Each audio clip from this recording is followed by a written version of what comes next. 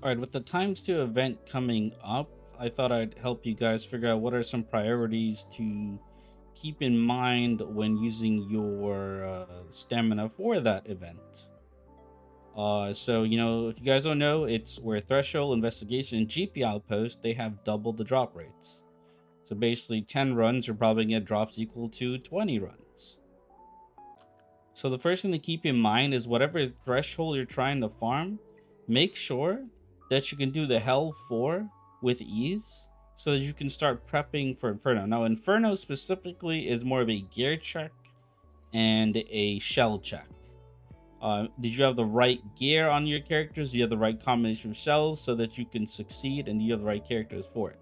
So whatever your Doki Doki team is that you're taking into Hell 4 with Inferno in mind, you want to make sure they're at the max level and max skills possible so that you can succeed. Let's pull up some characters to show you an example. Like, for example, this is my main crowd control for Doki Doki. You want to make sure that if she's whatever star she is, you want to make sure that she's max level. So I'm going to get her to 50 so she can get that extra attack, defense, and HP and stuff so that she has more survivability.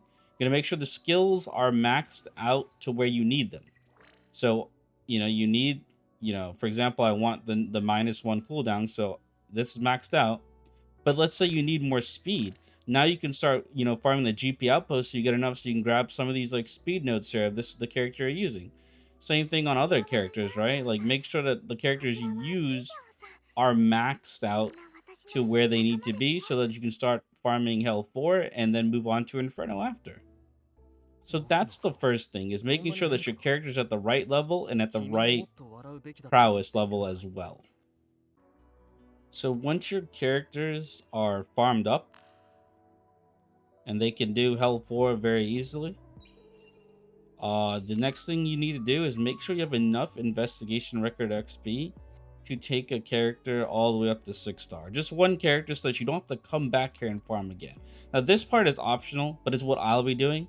Now I don't know how much is actually needed because this event is going to tell me how much is needed to take a character. Let's say like an SSR from 40 to 45 and then back down to level 1 when you go 6-star to 50. I'm gonna farm until I have 100 of these golden ones, and then I'll have 100 of these, and then whatever much of these I have, it's gonna be there, and I'm gonna stop there. That's what I'm gonna do. But I would just tell you guys, you have extra stamina to throw away because we should have a lot of these potions if we haven't been using them, to just farm enough to get a character to 6-star level 50 so that you don't have to worry about coming back here again for your next character you're going to build. Once that is done, you want to make sure that you're able to start taking on these two guys here, Ringotsu and Shadow Flame Hoyon. Particularly the Hell version, because you get this guy, and particularly the Hell version, this one's too. So you get this guy over here.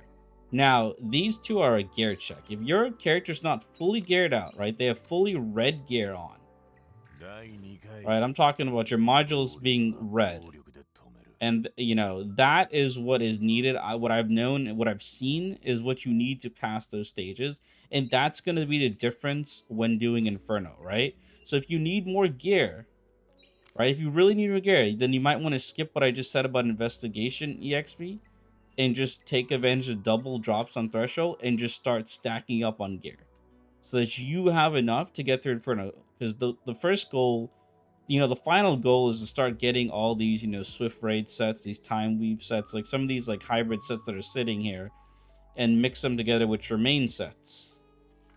So that is the end game goal, is to farm Inferno on all difficulties, and generally Inferno is a gear check. Because I've tried Inferno, I haven't defeated it, and I'm trying to auto it. I can probably manual it, but I'm trying to auto to see what's going to happen. And what I've noticed is these enemies here, the enemies you fight in Inferno are a lot faster than you compared to Hell 4. Because these guys are going fast, they're putting attack down, they're putting speed down my dudes, and I'm like, okay, I need better gear for survivability. So I'll be making sure my character's up to par, and I'll be farming gear so that I can progress through the stages. Because to get through Inferno, you're gonna need some of these guys there. And unfortunately, we don't have a double shell drop event, But at least these three things are what you need to empower your characters, especially GP Outpost and Threshold. All right, to summarize it all together, make sure your characters can farm a Threshold that is level 4 at the lowest. And then you want to make sure that you have the right gear necessary to break Inferno. So, you know, if you, whatever you need. So if you need to level up your characters to 6-star, you would want to spend some time for investigation. Make sure your character's talent or prowess, as they call it in this game, are leveled up. So you want to spend some time here. And then make sure that once that is situated, then you can sit down here and, you know, farm hell 4 and take advantage of double drops. Now, if you want to be, you know, a little bit more future proof, you can then start leveling up your characters for your other two ones here, right? Terramaton and Aurora. So maybe you want to get all three, you know, teams ready for the future. But me personally, I think you should just focus on one, right? Focus on whichever one you're doing. So for example, if it's Doki Doki, focus on Doki Doki, because you can come here, you could take the red gear, and if you can farm Inferno, you can take the red mythic gear, and you can put it on characters, and those characters can now start farming Terramaton and Aurora. You don't need Aurora gear to farm Terramaton. You don't need Terramaton gear to farm Doki Doki. In my opinion, you just need gear.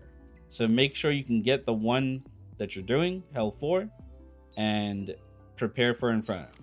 So I hope this video helps on what to do in this upcoming ×2 drop event. I'm the Gotcha Cultivator, and catch us on the next video.